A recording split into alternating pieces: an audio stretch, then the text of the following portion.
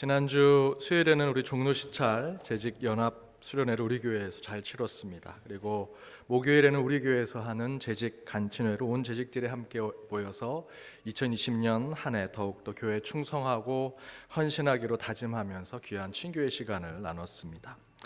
정말로 시간 가는 줄 모르고 신나게 놀고 축복하고 서로 친교를 나누고 교제하는 시간이었습니다. 그런데 제 개인적으로는 아쉬운 것이 하나 있었는데 우리 은퇴하신 재직들이 함께 참석하지 못한 것입니다. 제가 2주 전에 우리 서울로의 은퇴 목사님들 신년 모임 예배 때 제가 설교를 맡아서 설교를 하는데 이 목사님들 앞에서 설교하는 게 제일 힘듭니다. 그래서 제가 우리 목사님들 저보다 저희 아버님보다도 다 나이가 많으신 분들이 많은 그 모임에서 어떻게 하면 이 목사님들께 설교를 잘할 수 있을까? 그래서 재롱 떨듯이 재밌는 얘기를 많이 준비했는데 아무도 안 웃으십니다. 설교가 참 힘들게 진행되다가 제가 딱 이 한마디를 했더니 이분들이 좋아하시면서 막 웃으시고 반응을 해주셨습니다. 제가 이렇게 얘기했습니다. 저도 잠재적인 은퇴 목사입니다. 물론 은퇴가 25년 남았지만 언제 은퇴할지도 모릅니다. 저도 잠재적인 은퇴 목사입니다. 그런 마음으로 이 자리에 섰습니다 라고 얘기했더니 박수를 치시면서 좋아하시고 동질감을 느껴주셨습니다. 그래서 이런 생각을 했습니다. 우리도 모두 은퇴하게 될 재직이라고 생각하고 내년 2021년도에는 은퇴하시는 재직분들도 함께 참석하는 재직 간친회를 하면 좋지 않을까 생각을 했습니다. 아멘 나왔습니다. 지금 재직들과 또 예전에 수고했던 우리 재직분들이 같이 모여서 풍성하게 기쁨을 나누는 함께하는 재직간친회라는 제목으로 함께 모이면 어떨까 생각을 해봅니다. 장소가 좁으면 본당에서 하면 되고요. 선물이 부족하면 내가 하나 더 받은 거 나누면 되고 음식이 부족하면 한 숟갈 더 떠서 옆에 있는 분들과 함께 밥을 먹으면 됩니다. 그렇게 했으면 좋겠는데 저는 비전만 제시할 뿐입니다. 이제 실무팀들이 이제 알아서 우리 장로님, 집사님, 권사님들이 이제 계획을 짜실 겁니다. 현직에 있는 분들 또 은퇴하신 분들 우리 모두 다 연동의 한 식구입니다. 함께 갔으면 정말 좋겠습니다. 그런 뜻에서 이렇게 인사했으면 좋겠습니다. 함께하는 한 해가 됩시다. 함께하는 한 해가 됩시다. 함께하는 한 해가 됩시다. 우리는 연동의 한 가족입니다. 함께하는 한 해가 되시기를 바랍니다. 마태복음의 말씀 세 번째 성령, 시험, 광야 그리고 예수라는 제목으로 함께 말씀을 나눠보고자 합니다. 오늘 본문의 말씀은 너무도 잘 아는 말씀입니다. 예수님께서 세례를 받으시고 성령의 이끌림을 받아서 광야에 가셔서 40일 동안 기도하시고 그 가운데 기도가 끝나고 사단에 의해서 시험을 받으신 이야기가 나오고 있습니다. 내용을 간략하게 정리하면 예수님께서 성령의 이끌림을 받아 광야로 가자 그곳에서 40일 동안 금식기도 하신 후에 사단에게 시험받는 이야기가 나오죠. 첫 번째 시험은 3절에 내가 만일 하나님의 아들이어든 명하여 이 돌들로 떡덩어리가 되게 하라 라고 얘기하는 시험을 받습니다. 이에 4절을 통해 사람이 떡으로만 살 것이 아니요 하나님의 입으로부터 나오는 모든 말씀으로 살 것이라 라는 주님의 말씀으로 시험을 이겨내십니다. 두 번째 시험은 5절과 6절 말씀에 성전, 그 거룩한 성전 그 꼭대기에 그 예수님을 세우고 하나님의 아들이어든 뛰어내려라. 그러면 하나님이 그의 사자들을 명하여 너를 받들어 발이 돌에 부딪히지 않게 할 것이다 라는 시험을 하지요. 이에 7절로 예수님은 주 너의 하나님을 시험하지 말라 라고 말씀하십니다. 세 번째 시험은 8절과 9절에서 높은 산으로 지극히 높은 산으로 예수님을 데려가서 천하만국 영광을 보여주고 만일 내가 나에게 엎드려 절하면 이 모든 것을 다 너에게 주겠다라고 시험을 합니다. 이에 10절에 예수님께서 사단아 물러가라 기록되었을 때 주 너의 하나님께 경배하고 다만 그를 섬기라 라는 말씀으로 시험을 이겨내십니다. 그리고 11절에 이에 마귀는 예수를 떠나고 천사들이 나와 수종을 들었다라고 성경은 증거합니다. 오늘 이 이야기 가운데 세 가지 포인트가 되는 주제어를 가지고 예수님의 시험에 이 말씀이 주는 신앙적 메시지를 함께 나눠보고자 합니다. 그 첫 번째는 성령입니다. 1절 말씀을 함께 읽어보겠습니다. 함께 읽겠습니다. 그때에 예수께서 성령에게 이끌리어 마귀에게 시험을 받으러 광야로 가사. 우리는 이 본문을 읽을 때 예수님이 사단에게 시험 받으신 이 말씀을 읽을 때마다 항상 마음에 좀 쓰이는 게 있죠. 좀 불편하고 좀 거북한 게 있습니다. 예수님이 사단에게 시험을 받는데 그 주도적인 역할을 성령님이 하셨다라고 하는 이 문구입니다. 성령에게 이끌려 마귀에게 시험을 받았다. 성경에 그렇게 기록되어 있습니다. 우리가 생각하기에 성령 하나님은 우리를 좋은 곳으로 인도하는 분이라 우리는 생각하지요. 보혜사 성령님, 무슨 뜻입니까? 우리를 도우시는 분, 우리를 좋은 곳으로 인도하시는 분이라는 뜻을 갖고 있습니다. 그러나 그렇게만 성령 하나님을 생각하는 우리의 시각은 어쩌면 우리가 성령 하나님의 일부분만 보는 것입니다. 속성 그대로를 보지 못하는 모습인 것이죠. 그런 성령님에 대한 우리의 선입견, 편견 또는 우리의 무지 때문에 우리는 너무도 순진하게 성령 하나님을 생각하거나 잘못된 한쪽으로 기울어진 성령 하나님을 보게 됩니다. 실제로 성령 하나님은 우리를 항상 옥토밭으로 인도하는 분이 아닙니다. 좋은 사람만 만나게 하시는 것이 아니라 좋은 환경만 만들어 주시는 분이 아니다라는 것입니다. 여러분, 욥을 한번 생각해 보십시오. 욥은 세상에서 가장 비참한 인생을 경험한 자였습니다. 그 시험을 받게 되었을 때 그 시험을 허락한 사람이 바로 하나님이십니다. 욥기 1장 12절입니다. 함께 읽겠습니다. 여호와께서 사탄에게 이르시되 내가 그의 소유물을 다 내 손에 맡기노라. 다만 그의 몸에는 내 손을 대지 말지니라. 사탄이 곧 여호와 앞에서 물러가니라. 욥을 시험하도록 허락하신 분은 사단이 자기 스스로 주도적으로 한 것이 아니라 하나님께 허락받고 있습니다. 하나님이 시험하도록 만들어주신 거죠. 사도행전 10장에 보면 베드로가 꿈을 꿉니다. 하늘에서 그릇이 내려오는데 어떤 헝겊이 덮여져 있습니다. 그거를 펼쳐보았더니 그 안에 더럽고 추한 역한 짐승들이 있는데 하나님께서 베드로에게 일어나 그것을 잡아먹으라 라고 말씀하십니다. 한 번이 아니라 3번 반복해서 계속 일어나 그것을 잡아먹으라. 그 더럽고 추한 동물들을 베드로는 계속 거절했습니다. 그런 가운데 잠에서 깹니다. 그리고 나서 하나님께서 베드로를 인도해서 이방인 고넬료 장군의 집안을 구원하는 역사를 보여주십니다. 이방인을 구원하게 하시려고 성령 하나님은 베드로에게 좁은 길, 좁은 문으로 나아가게 하셨습니다. 그를 연단하시고 훈련하신 것입니다. 옥토밭과 좋은 사람만 만나게 하신 것이 아니라 성령 하나님이 때로는 우리를 힘들게 하고 고통 속에 걷게 하셨다라는 것이지요.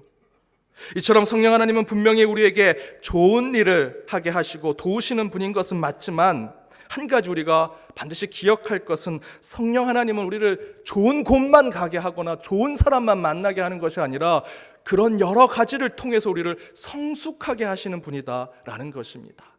오냐 다 맞다, 너가 원하는 대로 해줄게 하시는 분이 아닙니다. 그분 나름대로 우리를 성숙해 하시고 성장케 하시는 분이 성령 하나님이다.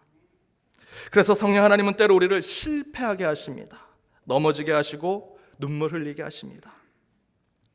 제가 고등부 사역할 때 한 해는 참으로 건방지고 버릇없고 참으로 문제가 많았던 임원들이 회장이 되고 부회장이 됐습니다. 그 고등부 친구들이 임원이 되니 고등부 선생님들, 교회 전체가 걱정을 했습니다. 야, 쟤네들이 임원이 되면 고등부가 참으로 힘들어지겠다.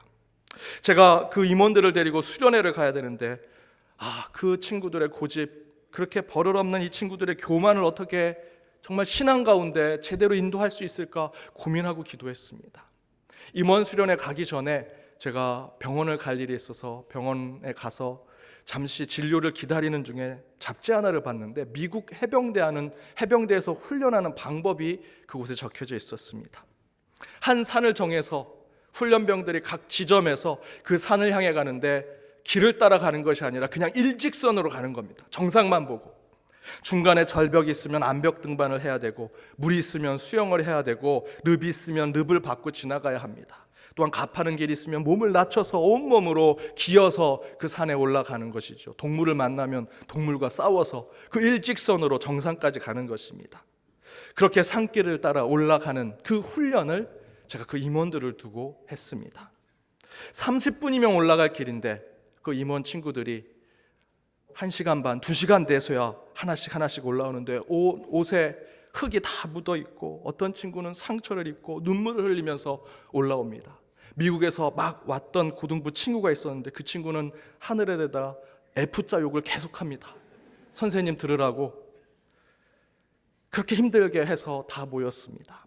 그리고 제가 아이들을 모아놓고 이렇게 얘기했습니다. 우리가 1년 동안 고등부 임원으로 해야 할 일들을 이리 피해가고 저리 피해가서는 안 된다. 특별히 하나님의 일을 할 때에는 정도를 걷고 정직하고 바르게 한 길로만 가야 한다. 바로 오늘 한 훈련이 그런 훈련이다. 하나님은 우리를 좋은 길로만 인도하지 않으신다. 때로는 바위를 앞에 놓으시고 때로는 깊은 물을 놓으시지만 우리가 그것을 피하지 않고 뚫고 지나가며 힘들고 어려워도 참고 이겨내면 반드시 하나님 우리를 정상에 이르게 하실 것이다 라고 얘기했습니다.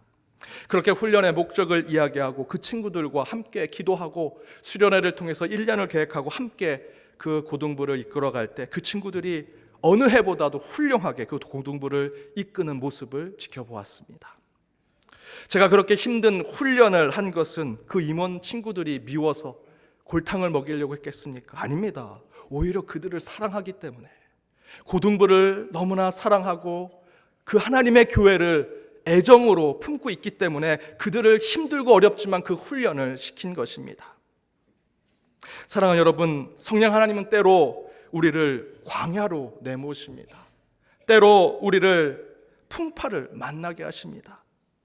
그러나 그것을 성령 하나님이 허락하신 연단과 훈련이라고 믿는다면 반드시 참아내고 이겨내어서 하나님이 주신 귀한 열매, 영적인 성숙을 이루시는 저와 여러분이 되어야 합니다.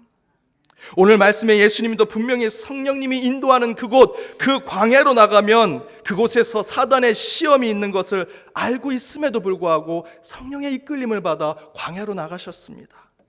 그 이유는 성령님은 우리를 죽음에 이끌게 하거나 파괴하시려고 하는 것이 아니라 그런 연단을 통해서 우리를 더 단단하게 만드시고 강하게 만드시고 능력 있는 자로 만드시는 것을 우리 주님이 알고 계셨기 때문입니다. 여러분, 지금 가는 길이 참으로 힘들고 어려우십니까? 풍파를 만나셨습니까? 내가 지금 광야를 걷는다고 생각하십니까? 그러나 성령님께서 인도하는 길이다, 성령님께서 그 길로 나를 내보내신 것이라 믿으신다면 의심하지 마십시오. 반드시 그 시험에서 이기게 되리라 믿습니다. 하나님의 길입니다. 그 가운데 하나님의 뜻을 확인하시는 저와 여러분 되기를 바랍니다. 두 번째는 시험과 광야입니다. 시험과 광야. 다시 1절을 함께 읽어보겠습니다. 1절입니다. 그때에 예수께서 성령에게 이끌려 마귀에게 시험을 받으러 광야로 가사. 원어 성경의 대로 본다면, 그 원어 성경대로 우리 한글 성경이 잘 번역을 해놓았습니다. 예수님께서 성령에 이끌려 마귀에게 시험을 받으러 광야로 가게 되었다라고 순서대로 잘 번역되어 있죠. 앞에서는 이 말씀에서 성령에 대해서 함께 나눴습니다. 그 다음에 나온 것이 무엇입니까? 시험과 광야에 대한 것입니다. 그 가운데 신앙의 메시지가 무엇일까? 당연히 시험, 유혹은 사단과 마귀가 하는 것이지요. 그런데 그 시험이 이루어지는 곳이 어디입니까? 오늘 본문에 보면 광야라는 것입니다. 광야는 어떤 것입니까? 오늘 본문에서만 광야가 어떤 것인지 본다면 광야는 예수님께서 40일 금식 기도한 곳입니다. 그 금식 기도하면서 하나님을 1대1로 만나고 영성을 키우고 능력을 받은 곳이지요. 그런데 바로 그곳에 사단이 나타나 거룩한 예수님을 시험하고 유혹했다라는 것입니다. 그래서 많은 설교가들이 이 부분의 신앙적 교훈을 가지고 이야기합니다. 로마서 5장 20절 말씀처럼 죄가 더한 곳에 은혜가 넘친다라는 이 말씀을 거꾸로 적용해서 은혜가 넘치는 곳에 사단의 유혹이 있다. 항상 은혜를 받은 후에는 늘 시험을 받게 된다라는 메시지로 많은 분들이 설교하시지요. 제가 아는 목사님도 주일날 이런 설교를 하셨습니다. 남에게 대접받고자 하면 먼저 남을 대접하라 라고 설교를 했는데 주일 사역이 다 끝나고 집에 갔더니 설거지가 산더미처럼 쌓여 있다고 합니다. 이거 어떻게 해야 됩니까? 내가 그렇게 설교했는데 남에게 대접받고자 하면 먼저 내가 대접하라. 사모님은 꼼짝 안 하고 그냥 가만 계시는데, 그래서 그 목사님이 설거지 했다고 합니다. 그런 얘기를 하시면서 이 목사님께서 설교하고 나서 가장 먼저 이 목사님 은혜 가운데 설교하고 가장 먼저 자신을 시험하는 사람이 누구냐? 가족이라는 것입니다. 실제로 우리도 그렇죠. 우리가 은혜 충만한 이후에 여러분 시험하는 사람이 저 멀리에 있는 누군가가 여러분을 시험하고 유혹합니까? 아닙니다. 가장 가까이 있는 가족, 가장 가까이 있는 신앙의 동료로부터 시험을 받게 되어 있습니다. 부흥회 때 은혜 받고 권사님, 집사님들이 콧노래를 부르면서 야 오늘 말씀 너무 좋았어, 너무 은혜로웠어 하고 음식 준비하러 식당에 갔다가 교회 부엌에서 이 반찬 해야 된다, 저 반찬 해야 된다, 가장 먼저 싸우는 것이 교회 부엌입니다. 맞습니까? 예. 가시지도 않고 그렇게 얘기하시면 어떻게 합니까? 우리를 시험받게 하는 장소는요, 여러분 세상에서 놀고 먹고 마시는 내 모든 것을 즐기는 그런 곳에서 시험과 유혹이 있는 것이 아닙니다. 그런 곳은 그 자체가 지옥입니다. 요즘 연예인들 비윤리적인 행동으로 비난받고 고소당하게 되는 장소가 어딥니까? 다 그런 곳이죠. 그곳에 합법이냐 불법이냐 따질 필요 없습니다. 그건 중요하지 않습니다. 그런 곳에서 인생을 즐기겠다는 것은 지옥에 있겠다라는 것과 똑같습니다. 그런 곳에서 벌어지는 것은 시험과 유혹이 있는 거냐 없는 거냐가 아니라 그 자체가 지옥의 삶입니다. 대신 저와 여러분, 우리 믿는 자들에게 주어진 시험과 유혹은 그런 곳에서 일어나는 것이 아니라 전혀 그런 것이 일어나지 않을 것 같은 그곳에서 시험과 유혹이 있습니다.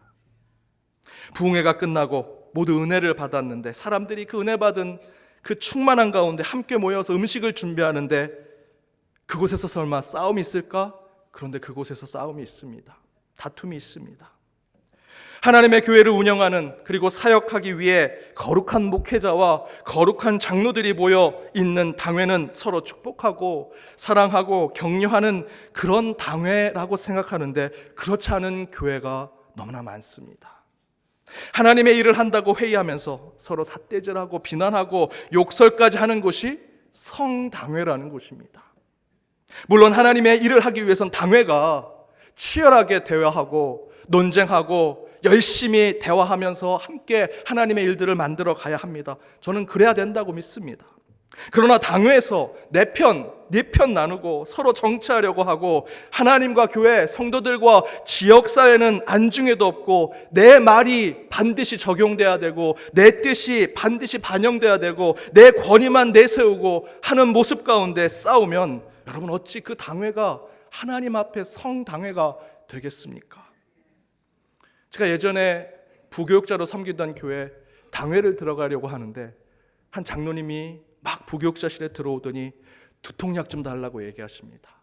그래서 두통약을 드렸더니 4알이나 두통약을 잡수십니다. 아니 뭐 이렇게 두통약을 잡수세요? 그랬더니 당회 들어가야 되거든요.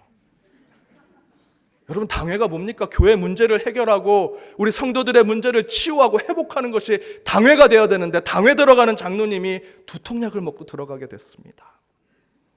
제가 1년 연동교회 부임해서 당회하면서 한 번도 우리 교회는 그런 적이 없었습니다. 너무나 감사하고 제게는 축복이고 우리 교회도 축복입니다. 이후에도 없게 되리라 저는 믿습니다. 더 크게 아멘 하셔야죠. 네. 그러면서도 제가 불편하게 교회 부엌, 교회 당회에 시험과 유혹이 있는 곳으로 말씀드리는 이유는 사단은 예수님을 시장 바닥이나 어두운 곳이나 술집이나 악한 장소에서 시험하고 유혹하지 않았기 때문입니다. 성경에 그렇게 기록되어 있지 않습니까? 어디서 예수님을 시험하고 유혹합니까? 40일 금식이 이루어진 거룩한 광야에서. 성전 꼭대기에 두 번째 시험은 그 거룩한 성전 꼭대기에서 시험을 하고 있습니다. 세 번째 시험에서는 지극히 높은 산은 그 산이 구별된 거룩한 산임을 이야기합니다. 그 거룩한 산 정상에서 사단은 예수님을 시험하고 있습니다. 그래서 우리는 사단이 누구를 시험했는가를 살펴보는 것만큼이나 그 시험이 어디에서 이루어지고 있는가를 유심히 살펴보아야 합니다. 그 결론은 예수님의 시험은 악한 곳, 더러운 곳, 죄가 많은 곳에서 일어나는 것이 아니라 오히려 그렇지 않은 곳에서 사단의 시험이 있다는 것입니다. 아빠와 아들이 교회에서 기도하고 밖으로 나가려고 하는데 아빠가 본당 입구 나가기 바로 전에 돈이 가득한 지갑을 주셨습니다. 근데 이 아빠가 잠시 서 있더니 그 지갑을 주머니 안에 쓱 넣습니다. 그 모습을 본 아들이 아빠, 지갑을 주었는데 주인을 찾아줘야죠. 왜 주머니에 넣어요? 라고 얘기하자 아버지가 이렇게 얘기합니다. 내가 방금 하나님한테 돈 잘 벌게 해달라고 기도했단다. 이게 하나님의 응답이 아니겠니? 여러분, 우스개 이야기처럼 들으셨지만 여러분, 실제로 이게 우리의 모습 아닙니까? 사단의 시험이 오히려 교회 안에서, 성전 위에서, 거룩한 땅에서 이루어지고 있습니다. 문제는 오늘 본문의 예수님처럼 그 시험을 말씀과 선포로 이겨내야 하는데, 우리는 교회 안에서, 성전 안에서, 하나님의 공동체 안에서 일어나는 사단의 시험에 넘어지고 쓰러지고 있다는 것입니다. 여러분, 그럴 때마다 오늘 본문의 예수님의 말씀을 선포하셔야 합니다. 하나님을 시험하지 말라, 사단아 물러가라, 오직 하나님만 경배하고 하나님만 섬기라 라는 선포가 우리 입술 가운데 있어야 합니다. 우리 기도 가운데 있어야 합니다. 광야에, 성전 꼭대기에, 거룩한 산지에, 여러분, 그 가운데 뭔가 특별한 것이 있는 것이 아닙니다. 여러분, 그곳에서는 사단의 시험과 유혹이 여전히 있습니다. 사단을 쫓아내는 힘과 능력은 오직 말씀 가운데 있습니다. 여러분, 그것을 기억하십시오. 세 번째는 예수님이십니다. 예수님. 오늘 본문의 이 시험은 사단이 예수님을 시험하는 내용이 있지만, 정확하게는 사단이 지금 저와 여러분, 우리 인간을 시험하는 이야기를 하고 있는 것입니다. 본문의 내용 자체는 예수님과 사단이 싸우는 이야기를 하지만, 실제로는 이 마태복음의 기자의 의도는 예수님과 사단이 시험받고 말씀으로 싸우는 것 가운데 우리 인간이 누구를 택할 것인가를 질문하고 있는 말씀입니다. 첫 번째 시험을 보십시오. 사단은 내가 만일 하나님의 아들이어든 명하여 이 돌들로 떡덩이가 되게 하라고 시험합니다. 이에 예수님께서 사람이 떡으로만 살 것이 아니요 하나님의 입으로부터 나오는 모든 말씀으로 산다라고 선포하지요. 여기서의 사단의 뜻은, 이 사단이 이렇게 얘기한 뜻이 무엇입니까? 나 사단은 이 돌들로 떡을 만들 수 있어. 그래서 이 사람들에게 기적과 표적을 통해서 배부르게도 해주고 그들이 필요한 것들을 충족해주고 원하는 대로 다 해줄 수 있어. 그게 나야. 그러면서 이 사단이 예수님을 시험하죠. 너도 그렇게 할 수 있잖아. 너도 한번 해봐. 너도 그렇게 해서 너의 제자들을 만들어봐 라고 시험하는 것입니다. 그런데 왜 그런 시험을 하고 그런 유혹을 했을까? 정말 단순히 금식 중인 예수님께 배고프고 가난한 사람들에게 돌을 떡으로 만들어 배를 채우는 것보다 더 중요한 것은 하나님의 말씀의 양식이 그들에게 더 중요하다라는 것을 알려주려고 이렇게 이 이야기를 우리에게 전해주신 것일까? 이 질문 가운데 러시아의 대문호 톨스토옙스키는 이렇게 얘기합니다. 그것들을 빵으로 변화시키시오. 그러면 인류는 양같이 당신을 따를 것이오. 그러나 당신은 인간에게서 자유를 뺏기를 원치 않고 그 제안을 거절했어. 왜냐하면 빵덩어리로 순종을 산다면 그게 무슨 자유인가 하고 생각했기 때문이요. 무슨 이야기입니까? 만약에 예수님께서 돌을 떡으로 만든다면 어쩌면, 정말로 가정법이지만 정말 어쩌면 더 많은 사람들이 예수를 믿었을지도 모릅니다. 기독교가 세상에서 가장 힘센 종교가 되었을지도 모릅니다. 그러나 우리 예수님은 그것을 선택하지 않으셨습니다. 왜냐하면 사단의 시험처럼 돌을 떡으로 바꾸는 기적을 보여주면 사람들은 말씀으로 임하신 하나님이 아니라 돌을 떡으로 만드는 그 하나님을 믿고 따르게 될 것이기 때문입니다. 그러면서 도스토옙스키는 이렇게 말하죠. 빵덩어리로 순종을 산다면 그게 무슨 자유이겠는가? 이 설교단에서 축복받고 성공하는 이야기만 해서 그걸로 내가 만약에 여러분의 순종과 여러분의 믿음과 여러분의 신앙을 산다면 여러분 그것이 진정한 여러분 안에 복음이 되겠습니까? 십자가로 자유를 얻는 자들이 되겠습니까? 바로 그 얘기를 하고 있는 것입니다. 이처럼 예수님께서 돌을 떡으로 만들라는 사단의 시험을 물리치고 떡이 아니라 하나님의 말씀으로 살아야 한다는 선포의 의미는 물질과 돈, 세상 것의 노예가 되지 말고 오직 하나님의 말씀으로 자유를 누리고 복음을 누리는 자들이 되라는 말씀입니다. 여러분, 사단은 우리에게 돌을 떡으로 만들어줄 존재입니다. 대단한 존재지요.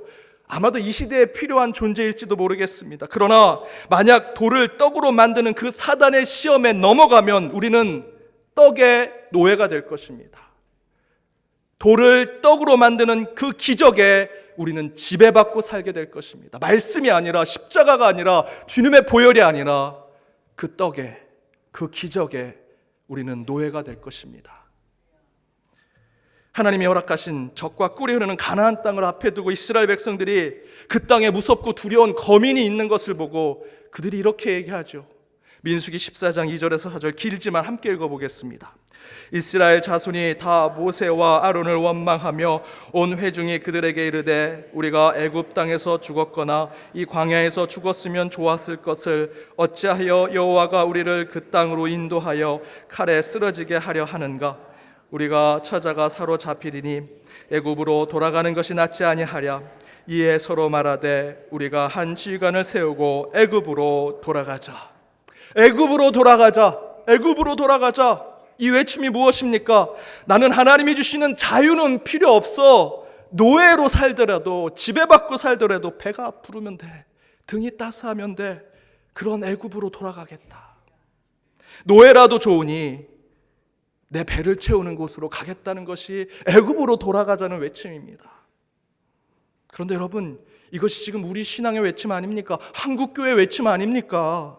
말로는 떡보다 말씀이, 애굽보다 젖과 꿀이 흐르는 약속의 땅이 더 좋다고 말로는, 기도로는 그렇게 하지만 정작 우리는 우리 인생의 문제 앞에, 사단의 온갖 유혹과 시험 앞에 다시 애굽으로 가고 싶습니다. 하나님 제발 제 눈앞에서 돌이 떡이 되는 것만 한번 보여주십시오라고 기도하는 것이 저와 여러분 지금 한국교회 현실이 아닙니까?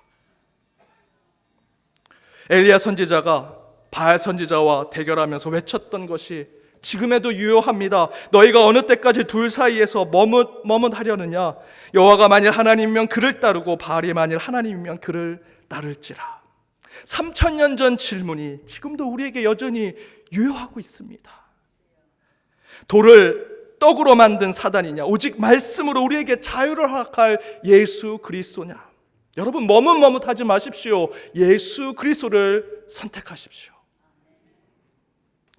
지난주 목요일 재직 간친회했습니다.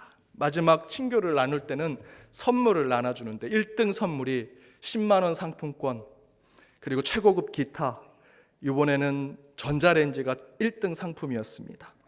작년에 제가 1등 상품이었던 10만 원 상품권을 제가 받았습니다. 막 부임하고 제가 선물을 받아서 주변에 있는 성도님들이 부임 선물이라고, 잘 됐다고, 목사님 다른 집사가 받는 것보다 훨씬 낫다고 그러면서 막 저를 칭찬해주고 축하해 주셨습니다. 제가 그걸 받으면서 속으로는 이거 목사인 내가 받아도 되나? 이거 다 나눠 써야 되는데, 다른 성도님이 받아야 되는데, 이걸 받으면서 교회를 생각하고 우리 성도님들을 생각하면서 이 받으면서도 너무 부담스럽고 참으로 마음이 불편했습니다. 그런데 이번 재직 간증회에서 10만 원 상품권 누가 받았는지 아십니까? 또 제가 받았습니다. 작년을 기억하시는 우리 집사님들이 야 이거 기적이라고, 목사님이 2년 연속 받았다고 3년까지 한번 기대해 보시라고 막 축하한다고 격려한다고 말씀하십니다. 축하하고 격려하는 건 똑같은데 제 속마음이 변했습니다. 작년에는 이걸 받아도 되나 괜히 마음이 부담스럽고 겸손으로 또 우리 공동체를 생각하면서 그걸 생각했는데, 올해는 받고 나서 이런 생각을 합니다. 야, 나 운빨 좋다. 내년 3년까지 받으면 괜찮겠는데? 라는 생각을 하는데, 오늘 이 말씀을 준비하는 가운데 제가 그런 생각하는 제 모습을 보면서 야, 인간이 이렇게 간사하고 정말 죄인인 게 맞구나 라는 생각을 했습니다. 뭔가 조금 잘 되는 게 눈에 보이고 겉모습에 그런 것이 드러나니 제가 거기에 지배당하더라고요. 노예가 되더라는 것입니다. 하나님 교회 공동체는 안중에 없고 내 겉에서 잘 되는 것에 내가 묶여 살아가고 지배당하고 노예가 되는 모습을 제가 발견하면서 부끄러웠습니다. 회개하게 되었습니다. 그래서 내년에는 1등 10만 원 상품권 돼도 안 받기로 마음의 결정을 했습니다. 정말 힘든 결정입니다. 여러분, 돌을 떡으로 해주겠다는 사단과 같은 사람, 세상 너무나 많습니다. 그러나 그 돌을 떡으로 만드는 대신에 말씀으로 우리의 죄와 사망에서 우리를 자유롭게 해주시는 예수 그리스도를 붙들고 살아가십시오. 그분을 선택하십시오. 그분을 따르십시오. 그 가운데 참된 하나님의 복이 여러분의 삶 가운데 임할 것입니다. 함께 기도하시겠습니다. 사랑의 하나님, 오늘도 주님을 사모하여 성전에 모인 백성들이 말씀 가운데 나아갑니다. 능력의 주님, 말씀 가운데 귀신을 쫓아내며 병마를 이겨내고 시험을 극복하게 하여 주옵소서. 사단의 시험 가운데 말씀을 이기신 주님을 닮아가게 하시고, 때로는 성령 하나님이 이끄시는 시련과 역경의 삶 속에서도 하나님의 뜻을 찾아가는 자들이 되게 하여 주옵소서. 은혜가 넘치는 곳에 도리어 시험과 유혹이 많은 것을 깨달았습니다. 늘 영적 긴장을 늦추지 않게 하시고 오직 말씀과 진리로 승리하는 자들 되게 하여 주옵소서. 하나님의 성전이 진정한 거룩한 땅이 되기 위해 죄인된 우리는 하나님만을 경배하게 하시고 이곳에서 주님만을 섬기게 하시며, 또한 이 공동체 안에서 서로 대접하고 존경하며 사랑하는 우리가 되게 하여 주옵소서. 이 모든 간구 예수님의 이름으로 기도드립니다. 아멘.